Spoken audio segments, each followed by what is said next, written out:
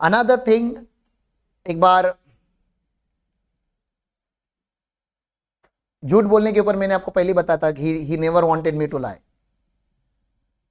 तो CA final के time पे क्या होता था, सुबह 7 बजे लेक्चर चालू होते थे और लेक्चर 10 बजे तक होता था। ऑफिस 10 बजे चालू होता था, तुम समझ रहे हो क्या? और कोई कोई महान फैकल्टी जो हमारे थे वो 5 मिनट लेट छोड़ते थे, 10 मिनट लेट छोड़ते थे, मतलब 10 o'clock को they are suppose to leave. लेकिन अभी सीए फाइनल की बैच है ना, क्वेश्चन जब तक एंड नहीं होगा तब तक कैसे छोड़ेंगे? तो 10:05, 10:10 छोड़ते थे। तो हमें ऑफिस में पहुंचने के लिए 10:15, 10:20 होता था। तो बहुत बार ऐसे हुआ एंड देन वन डे हमारी एचआर जो थी उस टाइम की, उसने सर को हम सबकी कंप्लेंट की कि 10 बजे कोई ऑफिस में होता ही नहीं है और आपकी वजह से, आपके लाड़ प्यार की वजह से ये लोग सर पे चढ़े हुए हैं और मेरी बात भी नहीं मानते, क्योंकि एचआर हमारे ऊपर चिल्लाती थी, हम उसको कोई इज्जत नहीं देते थे। तो उन्होंने कंपनी की पॉलिसी बदली और कंपनी की पॉलिसी बदल के उन्होंने बता दिया कि everybody has to reach office at 10 o'clock। फिर हमें ग्रेस पीरियड दिया गया 10 एग्जैक्ट डॉट 10 o'clock को। कैसे ऐसे प्रकट तो नहीं होंगे ना नारद मुनि जैसे, तो 2 मिनट 4 मिनट लेट हो सकता है, तो उन्होंने ग्रेस पीरियड दिया 10:15 तक का। तो 10 o'clock को पहुंचना है, लेट होता है तो आपको कोई चिल्लाएगा नहीं 10:15 तक। द मोमेंट इट इज 10:16 हमारी एचआर ऐसे गेट पे खड़ी हो जाती थी ऑफिस के, और 10:16, 10:17 बच्चे जैसे आते थे उनके यहाँ पे लेट मार्क अटेंडेंस रिकॉर्ड में लगा देती थी। 3 late mark is equal to 1 absentee. और अगर आपके लेट मार्क बहुत ज्यादा है तो आपको उस क्वार्टर में, उस हाफ, हमारे यहाँ पे हाफ ईयरली सैलरी बढ़ती थी परफॉर्मेंस रिव्यू होके, आपको नेगेटिव परफॉर्मेंस रिव्यू मिलेगा और आपका सैलरी ग्रो नहीं होगा। ठीक है, this is the policy. Should we implement this policy? हमारे रिसोर्स वाले लोग है ही नहीं अनफॉर्चुनेटली, उनको पूछना था। तो अभी अंधेरी स्टेशन पे क्लास एंड हुई है, ठीक है ना, वो भी ये रेलवे स्टेशन है, हमारा क्लास इस साइड है, इस कॉर्नर में, और भी opposite side of the railway station. हम मुंबई में ईस्ट एंड वेस्ट होता है, तो क्लास हमारा ईस्ट में है और ऑफिस हमारा वेस्ट में है, तुम समझ रहे हो ना। और हमें ईस्ट टू वेस्ट रेलवे का ब्रिज क्रॉस करके जाना है, वो फिर 10 बजे के टाइम पे, जहां पे वो भरा हुआ रहता है, मतलब you can not walk like you are walking in garden, आपको ऐसे ऐसे ऐसे ऐसे जाना होता है, ठीक है ना, इतने लोग होते हैं। तो 10 बजे क्लास छूटती थी, 10:05, 10:10 अगर होते थे तो हम लोग ना वो बैग उठा के, मतलब सर क्वेश्चन पढ़ा रहे, हम आधा ही क्वेश्चन लिखते थे, बैग भर देते थे और भागने के लिए रेडी। जैसे सर ने माइक रखा, we used to run from the class, railway station पे भाग रहे जैसे हम चोर है, किसी और का बैग उठा के भाग रहे, क्योंकि हमको कितने बजे के पहले पहुंचना है, 10:15 के पहले, कभी 10:16 हो जाता था। भागते जा रहा है यार इंसान, पूरा भीग गया है, सांसें फूल रही है और वो लेट मार्क लगा देती थी, क्योंकि she was following the policy prepared by them. Policy बनाई थी तो पॉलिसी फॉलो कर रही थी। तो मैंने आपको बताया ना, मैं हमेशा लीडर के जैसा बिहेव करता था, तो मैं हमारे ऑफिस का गुंडा था। क्यों हमारे ऑफिस का? क्योंकि मैं पहला था ना, तो मेरे जो भी आए थे मेरे बाद आए थे, तो मैं सीनियर था टेक्निकली। तो हम सब ने एक ग्रुप बनाया ऑर्गेनाइजेशन में और हम बोले कि हम आंदोलन करेंगे इस चीज़ के अगेंस्ट, हम सर के पास जाएंगे एचआर की कंप्लेंट लेके कि एचआर हमारा सैलरी कट कर रही है। तो मैंने ग्रुप बनाया और हम सर के पास चले गए और हमने सर को बोला, सारा ऐसा सर का केबिन भर गया, सब केबिन में खड़े हो गए, आर्टिकल फाइनल वगैरह के जो सीए आर्टिकल, बाकी एम्प्लॉय से उनका कोई लेना देना नहीं था। क्लासेस का प्रॉब्लम हमारा ही था, खाली हमारी मर्जी से हम लेट नहीं हो रहे थे, आप समझ रहे हो ना। घर से आना होता तो हम 9 बजे पहुंच जाएंगे ऑफिस में, 10 की क्या बात कर रहे हो। वो तो टीचर कभी छोड़ेगा उसके ऊपर डिपेंड है ना, हमारे हाथ में चॉइस ही नहीं है। तो हम सर के पास गए और हमारा पहला मुद्दा यही था कि सर सीए करने वाले या फाइनल के बच्चों को एटलीस्ट ये जो टाइम है वो एप्लीकेबल नहीं होना चाहिए, पॉलिसी एप्लीकेबल नहीं होनी चाहिए। और उसके 2-3 लॉजिक हमने बताए। सर एक तो देते ही हो आप इतनी सा सैलरी हो, उसमें से भी कट करते हो, तो ये कैसे, मतलब ठीक नहीं है। और मेरा तो सैलरी ज्यादा था नंबर ट्री में, वो आर्टिकल बेचारे उनका 3,000 5,000 होता है, उसमें से जब कट होता तो कोई कोई जिसका सैलरी कट हो गया था रोते देते, वो लोग रोते थे सैलरी के दिन कि देखो ना मेरा 1,000 रुपया कट हो गया इस टाइम, और पूरा महीना उसने काम किया है। वो कट इसलिए नहीं हुआ क्योंकि वो एब्सेंट था, कट इसलिए हुआ क्योंकि उसको लेट मार्क लगा, तो मुझे उनका ज्यादा बुरा लगता था। मेरा तो क्या 15-18 हजार के आसपास था, 2-4 हजार कट भी जाता है तभी भी अच्छा सैलरी मेरे हाथ में आता था। तो हमने बोला सर 2-3 बातें हैं, एक तो ये लेट मार्क वाला स्कीम बहुत ही फालतू है, दूसरा वो HR हरामी है, तीसरा हम लेट हमारी मर्जी से नहीं आ रहे, चौथा सर आपने आने का टाइम देखा लेकिन जाने का टाइम भी तो देखो। जाने का टाइम 7-7:30 बजे ऑफिस बंद होता है यूजुअली, ठीक है, मतलब ऑफिशियली होना चाहिए। हम रात को 12 बजे 1 बजे तक काम करके जा रहे हैं। 7-7:30 बजे तुम नाश्ता करने जाते हैं नीचे, ताकि अभी और 4 घंटा 5 घंटा काम करने का ताकत रहे। तो ये क्या बात हो गई, सुबह 2 मिनट लेट आ रहे हैं और रात को 6 घंटे एक्स्ट्रा काम कर रहे हैं। तो ये तो लेट मार्क उस दिन हमारी 2 ही मांगे थी, या तो जिस दिन हमने लेट काम किया है उस दिन लेट मार्क नहीं लगना चाहिए, या तो हमारी सैलरी अगर आप काट रहे हो तो हमें ओवर टाइम दे दो। जैसे हमने ओवर टाइम बोला ना, वो लाल हो गया टमाटर के जैसे, बहुत गुस्सा आया उसको। यूजुअली लाल नहीं होता लेकिन उस दिन हुआ था, ओवर टाइम सुन के हो गया था, अब तक ठीक था वो। जैसे ही मैंने ओवर टाइम बोला, और मुझे ही बोलना था क्योंकि बाकी तो आर्टिकल का उनके सामने 3 ही आवाज निकलता है, yes sir, okay sir, will do sir. ये 2-3 ही शब्द जो उनके सामने, बाकी लोग, मैं बोलता था सर के साथ क्योंकि मैं थोड़ा पुराना था, मेरा उनके साथ रिलेशन था, तो मुझे हरामखोर लोग लेकर गए थे कि आप बोलो आप बोलो।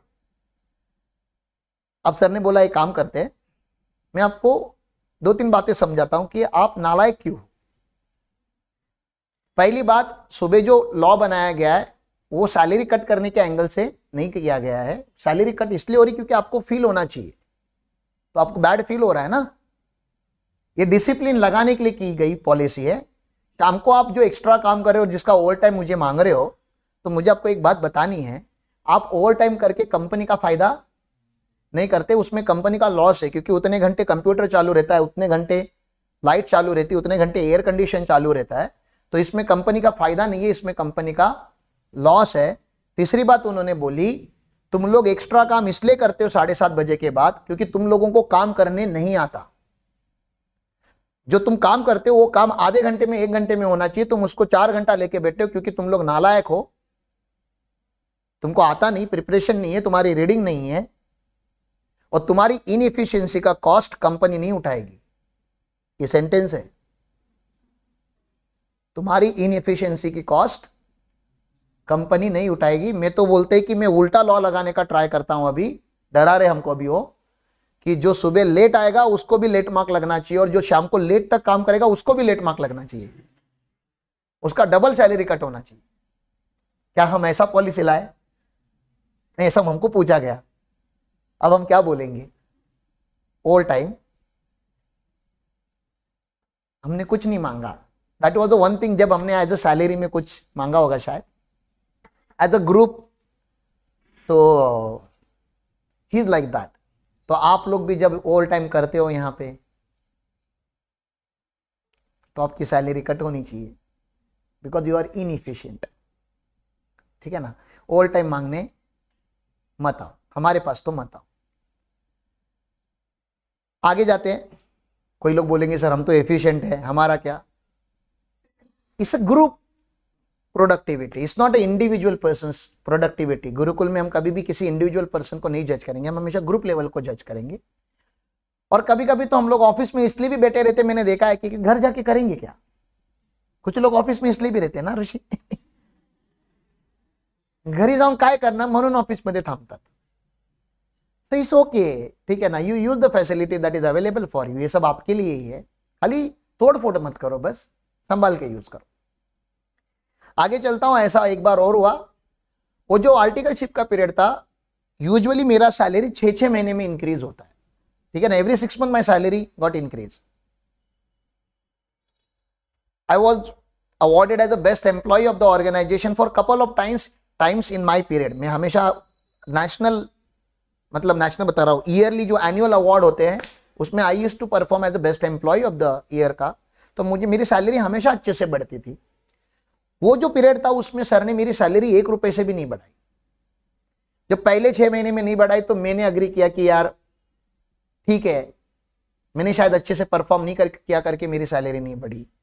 सेकेंड टाइम नहीं बढ़ाई, थर्ड रिव्यू हो गया, मतलब अभी 18 महीने हो गए मेरी सैलरी नहीं बढ़ी है, अब 24 मंथ हो गए मेरी सैलरी नहीं बढ़ी, मेरा पेशेंस खत्म हो गया। मैं बोला यार सबकी बढ़ गई, ऑफिस बॉय की भी बढ़ गई जो झाड़ू लगा रहा है। मैं बोला ये क्या परफॉर्मेंस दे रहा है जो मैं नहीं दे रहा हूं। मैं सीए फाइनल लेवल पे आ गया और मेरा परफॉर्मेंस रिव्यू नेगेटिव जा रहा है और बाकी सबका पॉजिटिव जा रहा है। तो I guess this is in 2010, हम 2010 में आए हैं अभी। और मैं गया सर के पास, अभी अकेला गया क्योंकि सबकी सैलरी बढ़ी, मेरे साथ थोड़ने का कोई आएगा, जिनकी बढ़ी वो नहीं आएंगे ना। तो मेरी नहीं बढ़ी। आज सबको पता चल गया कि आपका इसका 1000 रुपये इंक्रीमेंट, इसका 2000 इंक्रीमेंट, ऐसा सबको पता चल रहा है। एवरीबडी इज हैप्पी, लोग पार्टी बिल्टी दे रहे हैं, नीचे से जाके स्वीट चॉकलेट लेकर आ रहे हैं। मैं चार टाइम से मैं ऐसे ही बैठा हूँ कोने में चुपचाप, मेरा कुछ हो ही नहीं रहा है। तो मैं गया सर के केबिन में और बोला सर कुछ दुश्मनी है तो बताओ, पगार क्यों नहीं बढ़ा रहे हो मेरा, क्योंकि मेरी सैलरी इंक्रीज करना है कि नहीं करना है फाइनल चॉइस इज हिज। मेरा डायरेक्ट रिपोर्टिंग उनको था, बाकी सब लोग मुझे अच्छा ही रिव्यू देते थे और वो बताते भी थे कि खराब रिव्यू। हमारे ऑफिस में 360 डिग्री रिव्यू होता था।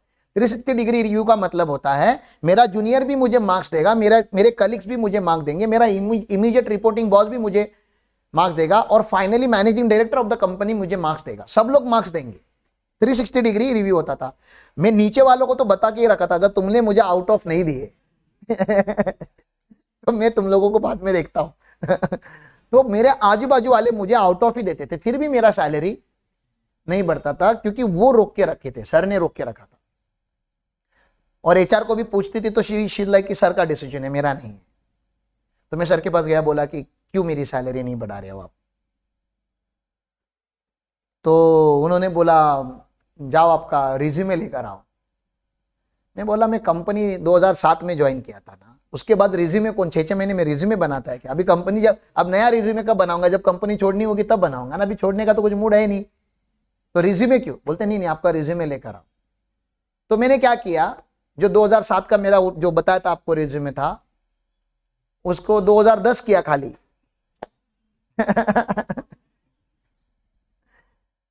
और उनको दे दिया, प्रिंट लेके दे दिया। मैं क्या करेंगे पता नहीं रिज्यूमे का। फिर बोलते जाओ 2 साल पहले का रिज्यूमे लेकर आओ, मतलब हम अभी 2010-2011 के बीच में, तो 2 साल पहले का रिज्यूमे लेकर आओ। अब 2000 में ये 4 साल पहले का रिज्यूमे लाया हूं, अब 2 साल पहले का रिज्यूमे अलग से कहां से लाऊं?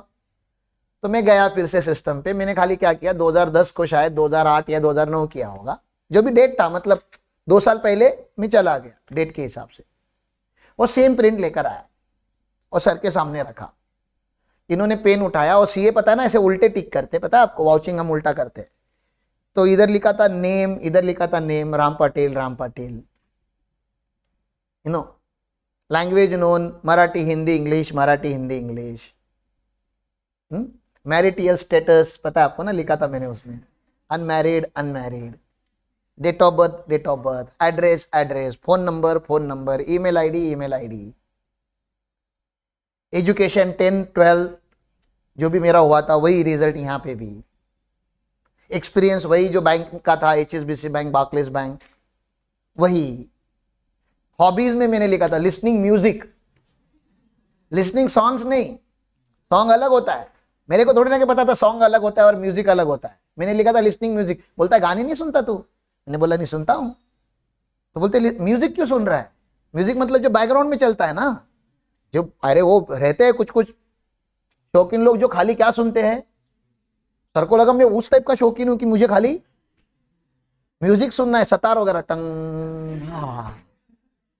बोला नहीं सर, ये वो वाला नहीं, लिसनिंग म्यूजिक नहीं।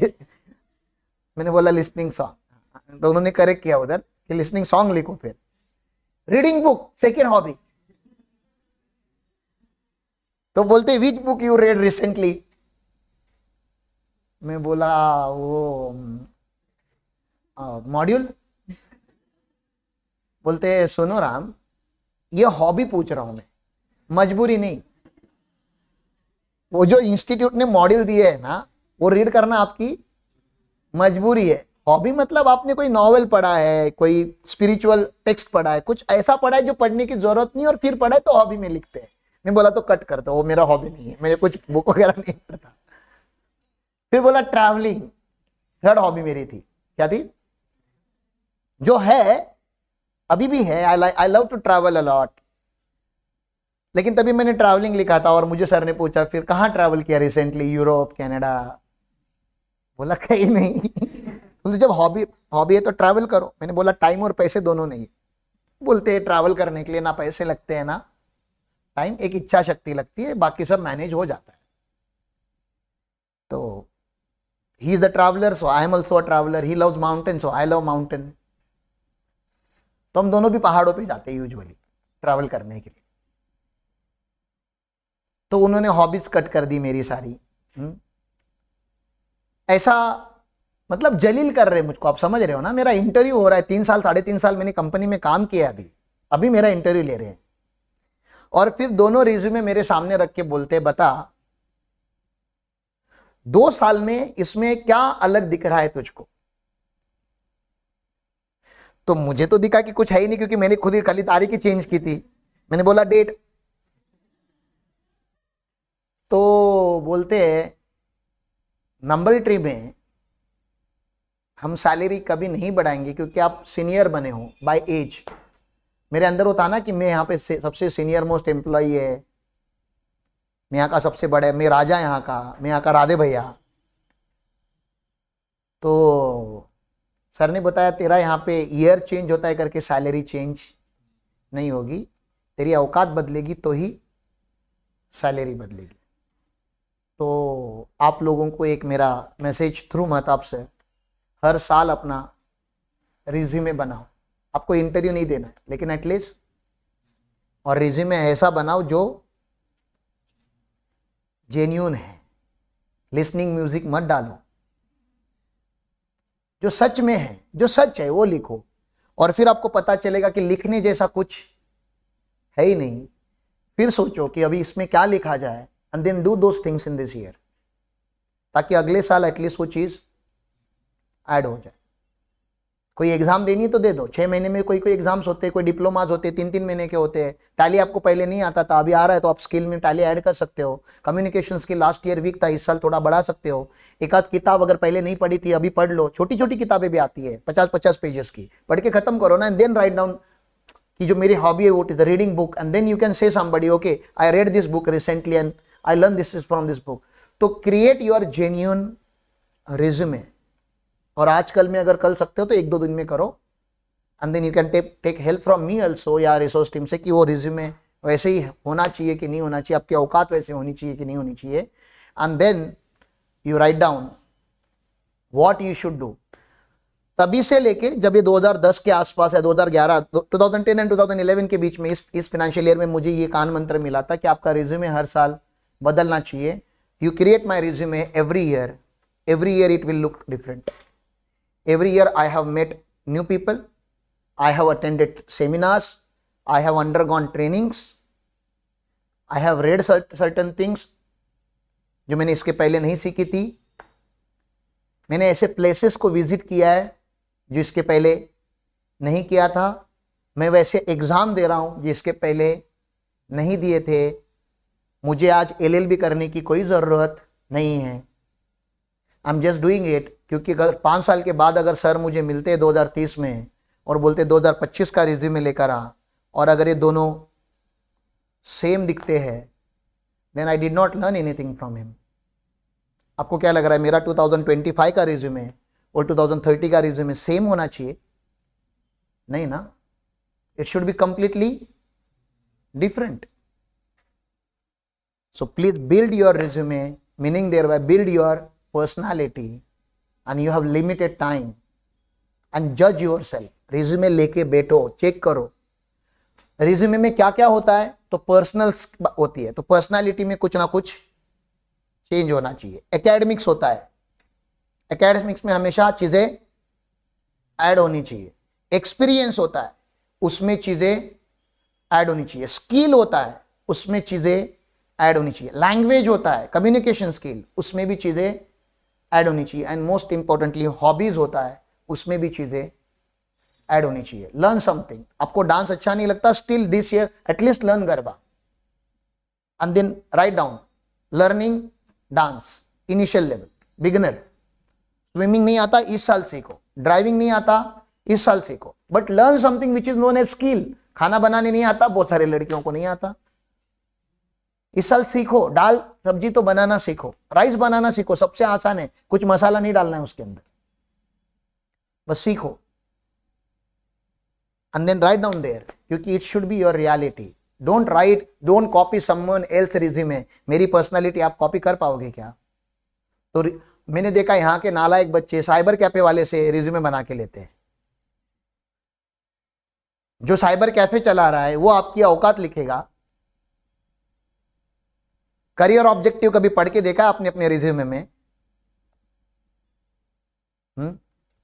एक पन्ना लिखना है खुद के ऊपर, एक पन्ना, एक पेज, और वो भी किसी और से लिख के ले रहे हो।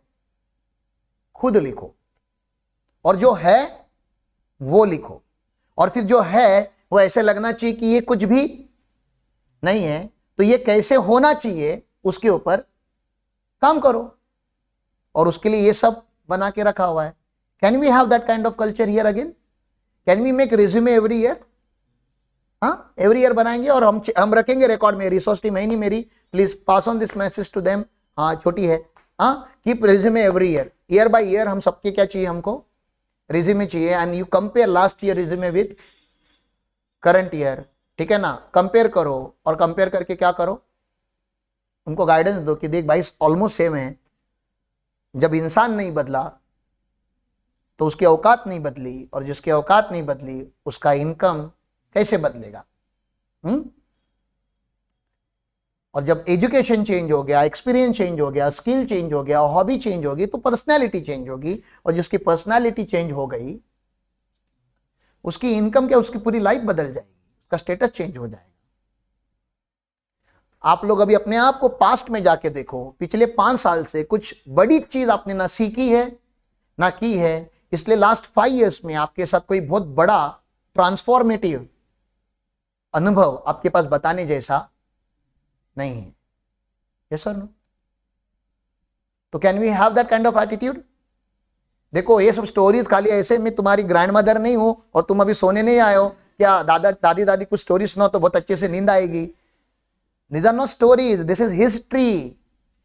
इतिहास है मेरा जो महताब ने बनाया है, और इस इतिहास से आपको सीखना है, इसलिए सिखाया जा रहा है। These are lessons।